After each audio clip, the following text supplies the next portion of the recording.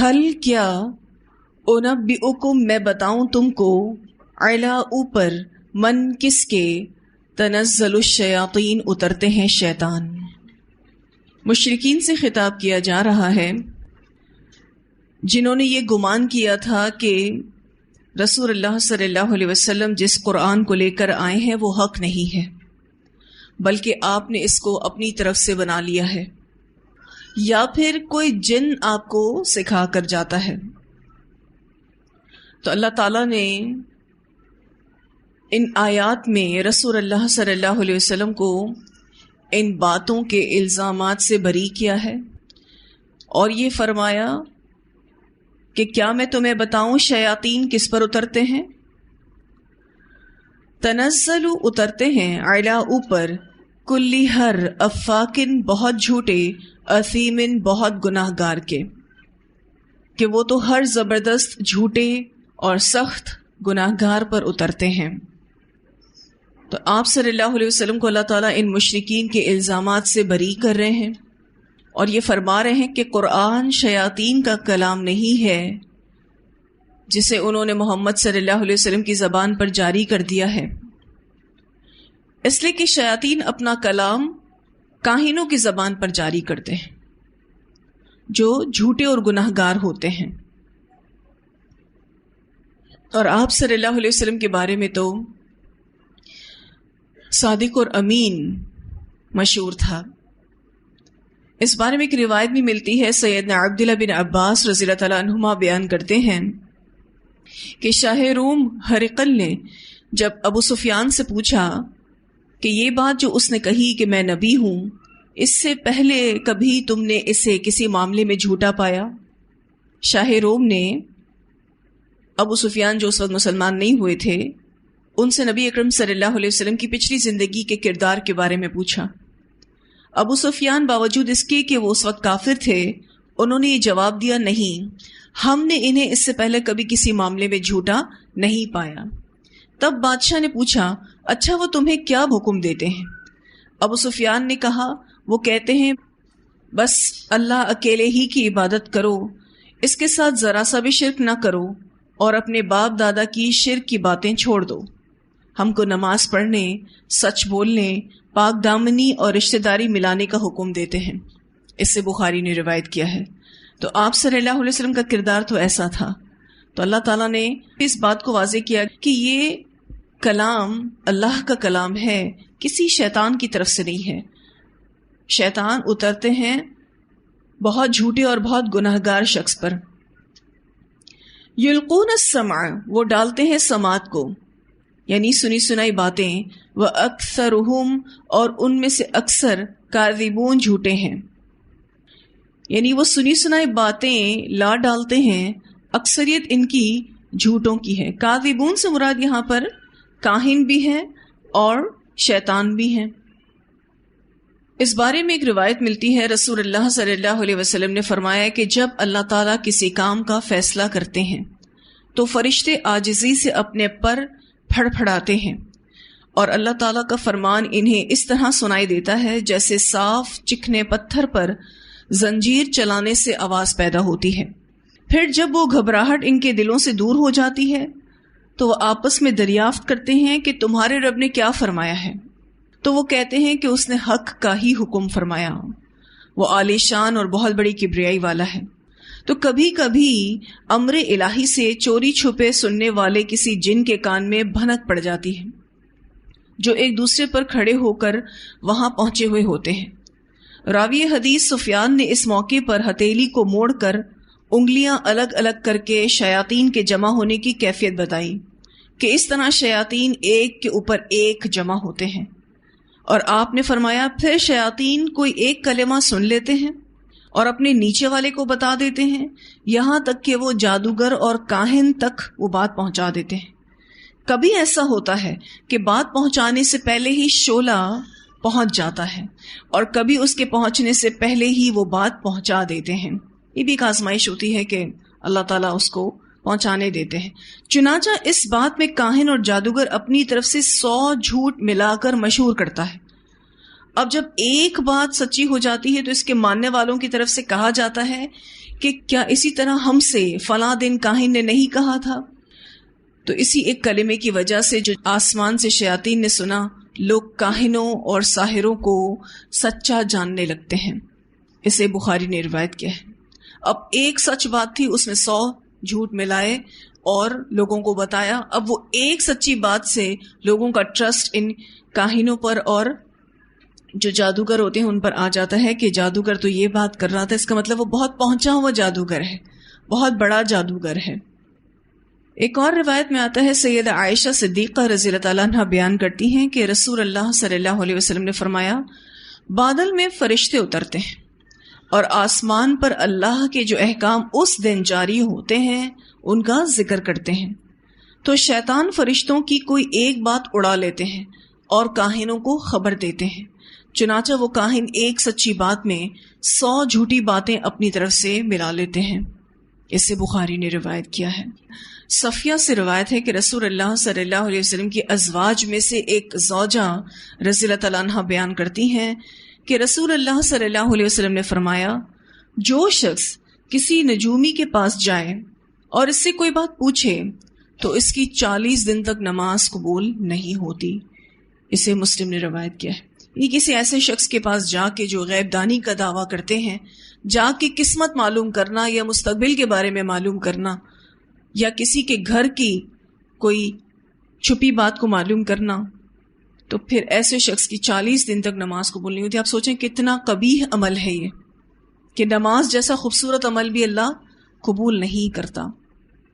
ایک اور روایت میں آتا ہے، رسول اللہ صلی اللہ علیہ وسلم نے فرمایا، جو شخص کسی کاہن یا کسی نجومی کے پاس جائے اور اس کی بات کی تصدیق کرے تو اس نے اس چیز کا انکار کیا جو محمد صلی اللہ علیہ وسلم پر نازل کی گئی ہے۔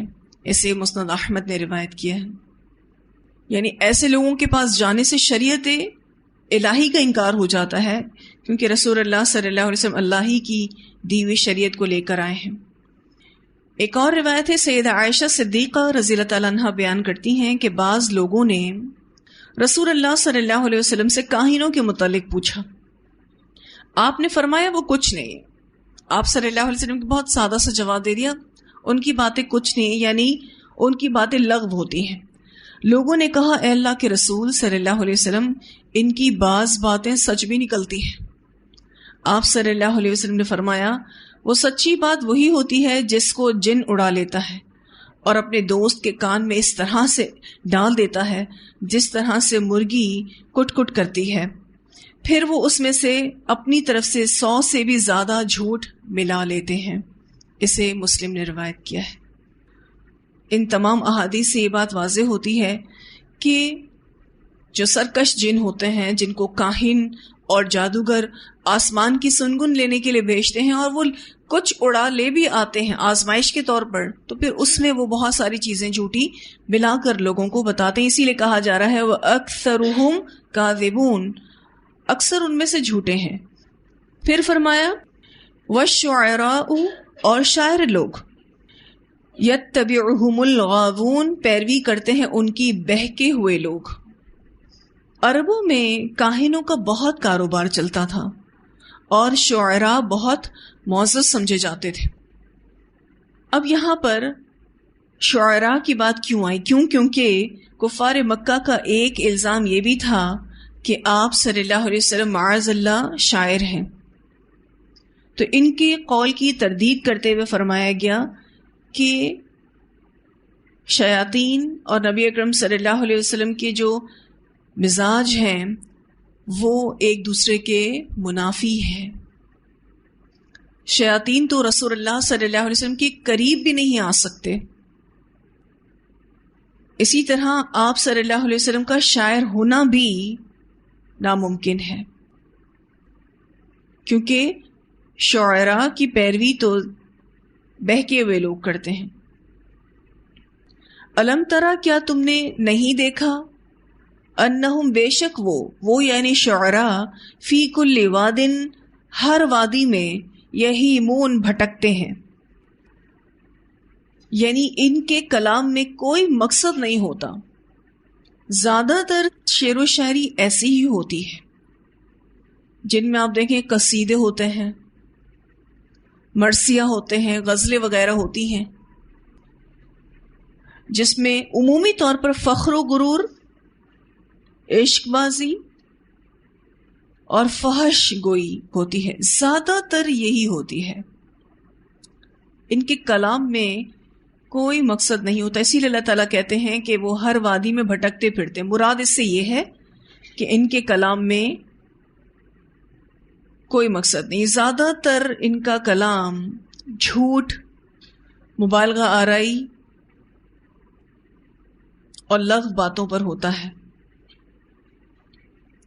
وَأَنَّهُمْ، اور بے شک وہ، یقولون، وہ کہتے ہیں، ما لا یفعلون، وہ جو نہیں وہ کرتے۔ شعراء عموماً ایسی باتیں کرتے ہیں جو وہ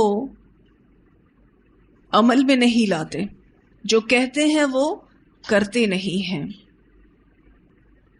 شاعروں کا ویسے بھی کام محض وقتی جوش پیدا کرنا ہوتا ہے، زیادہ تر ان کا مقصد داد وصول کرنا۔ آپ دیکھتے ہیں نا، جب شعر و شاعری کی کوئی ایسی مجلس ہے تو عمومی طور پر اس میں شعراء داد وصول کرتے ہیں، شاباش وصول کرتے ہیں، اس میں وہ خوش ہو رہے ہوتے ہیں۔ تو یہاں پر ایسے بھٹکے ہوئے شعراء کی، جن کے بہکے ہوئے لوگ ہی پیروی کرتے ہیں، دو صفات بتائی گئی ہیں، دو خصوصیات بتائی گئی ہیں۔ ایک انہم فی کل واد یہیمون، اور دوسری وانہم یقولون ما لا یفعلون۔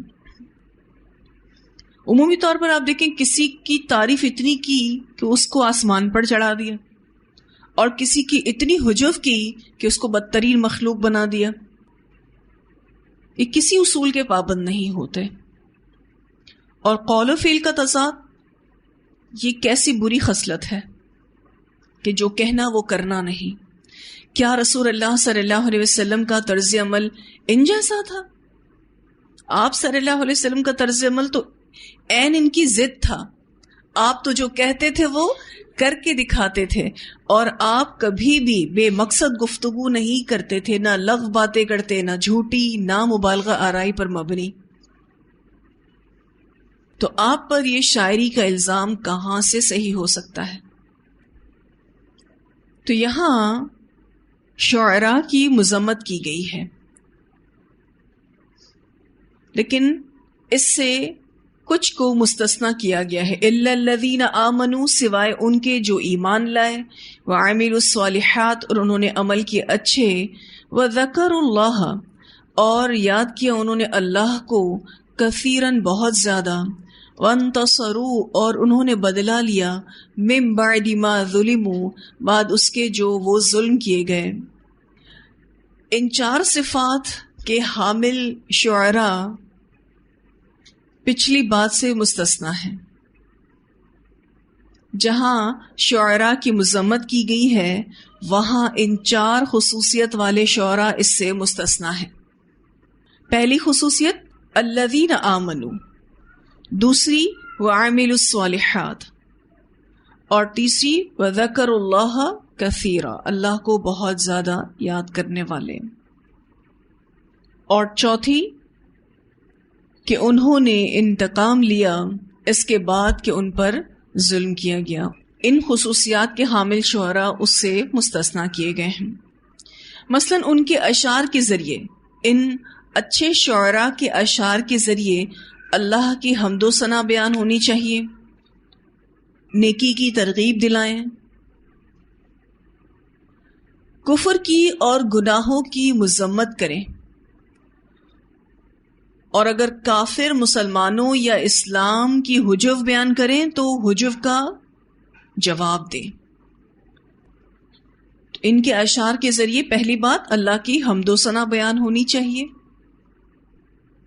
دوسری بات نیکی کی ترغیب دیں اور لوگوں کو نیکی کی طرف بلائیں، ایسے اچھے اشعار ہوں کہ لوگ نیکی کی رغبت پائیں، تیسرا کفر کی اور گناہوں کی مذمت بیان ہو، اور اگر کافروں کی طرف سے مسلمانوں کی یا اسلام کی یا رسول اللہ صلی اللہ علیہ وسلم کی حجب بیان ہو تو پھر اس کا جواب بھی دینا جانیں۔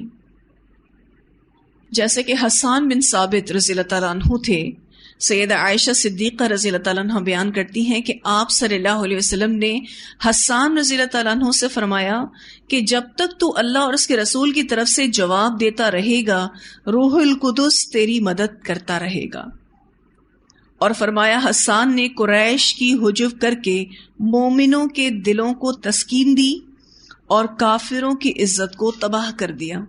اسے مسلم نے روایت کیا ہے کہ جو آخری بات ابھی میں نے آپ کو کہی کہ اگر کافروں کی طرف سے مسلمانوں یا اسلام یا رسول اللہ صلی اللہ علیہ وسلم کی ہجوم ہو تو پھر وہ جواب دیں. پھر اچھے شعر کے بارے میں نبی اکرم صلی اللہ علیہ وسلم نے فرمایا کہ بعض شعر حکمت سے بھرے ہوئے ہوتے ہیں. اسے بخاری نے روایت کیا ہے کیونکہ شعر و شاعری میں مختصر انداز میں کافی گہری بات کہہ دی جاتی ہے.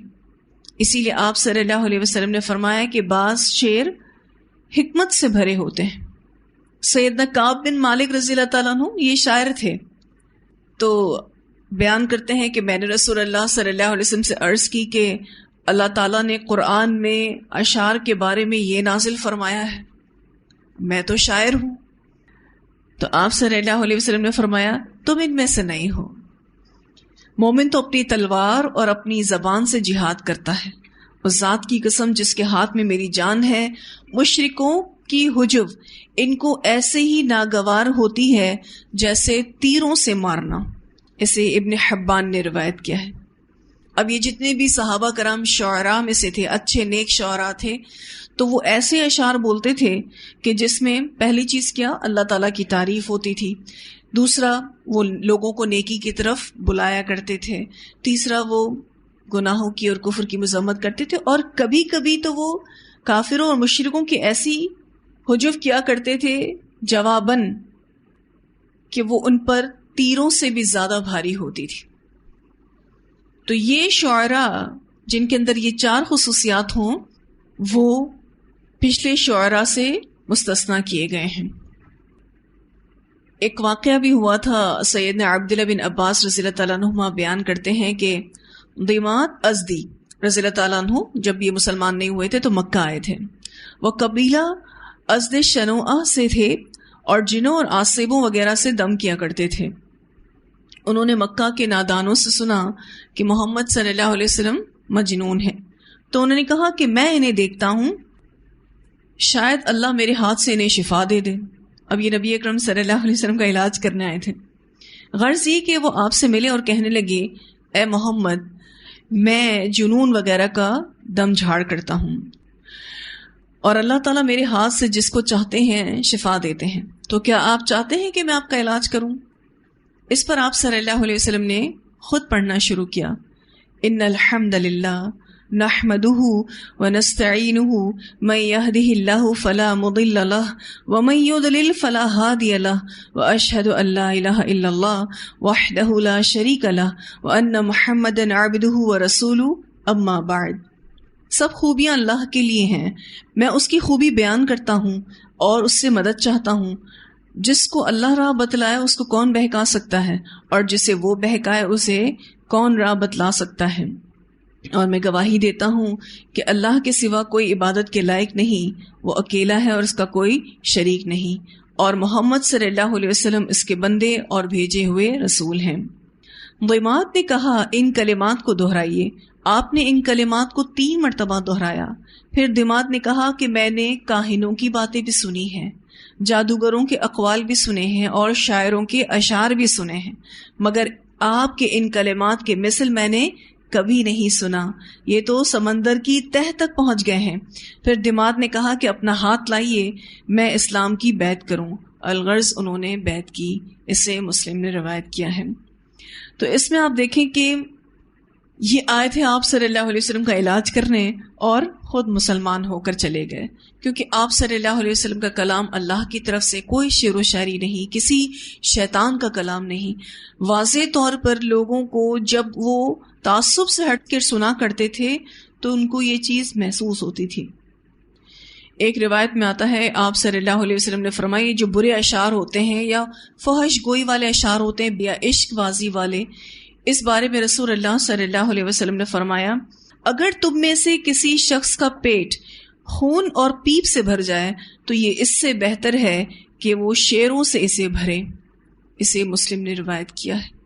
یہ بیہودہ اشعار پڑھنا اور پھر آگے اس کو فارورڈ کرنا یہ کسی خطرناک بیماری سے بھی بڑھ کر ہے، کیونکہ یہاں پر یہ کہا گیا نا کہ تم میں سے کسی شخص کا پیٹ خون اور پیپ سے بھر جائے، یعنی کتنا انفیکشن ہو جائے، یعنی بہت خطرناک بیماری کی طرف اشارہ. اس سے بڑی بیماری اشعار سے اپنے پیٹ کو بھرنا ہے.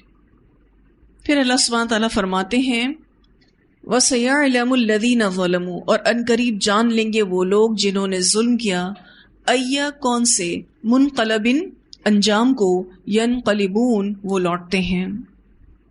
عنقریب وہ جان لیں گے کہ یہ ظالم لوگ کون سی جگہ پلٹ کر جائیں گے، یعنی ظالموں کو جلد پتہ چل جائے گا. رسول اللہ صلی اللہ علیہ وسلم نے فرمایا ظلم قیامت کے دن اندھیرے ہوں گے. اسے بخاری نے روایت کیا ہے. جو جتنا بھی ظلم کرے گا کل قیامت کے دن وہ اتنا ہی اندھیروں میں ہوگا. ایک اور روایت میں آتا ہے رسول اللہ صلی اللہ علیہ وسلم نے فرمایا جس شخص نے کسی دوسرے کی آبرو کو نقصان پہنچایا ہو، یعنی کسی کی عزت کو نقصان پہنچایا ہو یا کوئی اور ظلم کیا ہو تو وہ آج دنیا میں معاف کرا لے، اس دن سے پہلے جس دن نہ دینار ہوگا نہ درہم. البتہ اس کے پاس کوئی نیک عمل ہوا تو وہ اس سے لے لیا جائے گا، اور اگر اس کی نیکیاں نہیں ہوں گی تو مظلوم کی برائیاں لے کر اس پر ڈال دی جائیں گی. اسے بخاری نے روایت کیا ہے. تو ظلم کا بدلہ یا تو اپنی نیکیوں سے دینا پڑے گا، اور اگر نیکیاں نہ ہوئی تو مظلوم کی برائیاں اس ظالم کے اوپر لا دی جائیں گی. تو یہ آخری میسج جو سورہ شعراء کا ہے کہ جان لیں گے ظالم لوگ کہ لوٹنے کی کون سی جگہ وہ جائیں گے. یہ جو لفظ ہے اَيَّ مُنْقَلَبٍ يَنْقَلِبُونَ، اس کو مفسرین یہ بھی کہتے ہیں اَيَّ مَرْجِعٍ يَرْجِعُونَ، یعنی کون سی لوٹنے کی جگہ وہ لوٹیں گے. تو الحمدللہ یہ لیسن ہمارا مکمل ہوا. ان آیات کی تلاوت سنتے ہیں. هل أنبئكم على من تنزل الشياطين تنزل على كل أفاك أثيم يلقون السمع وأكثرهم كاذبون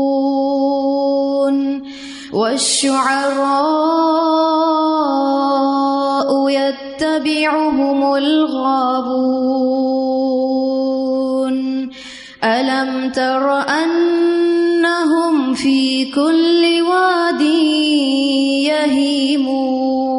يهيمون وأنهم يقولون ما لا يفعلون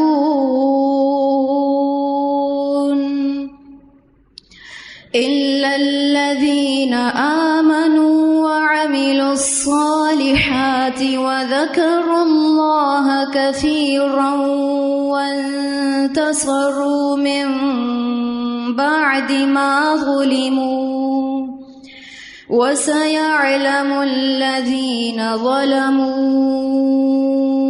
أي منقلب ينقلبون. جی واضح ہیں ساری آیات. وآخر دعوانا الحمد للہ رب العالمین. سبحانک اللہم وبحمدک نشہد ان لا الہ الا انت نستغفرک ونتوب الیک. سبحان ربک رب العزت عما یصفون وسلام علی المرسلین والحمد للہ رب العالمین. الہی آمین.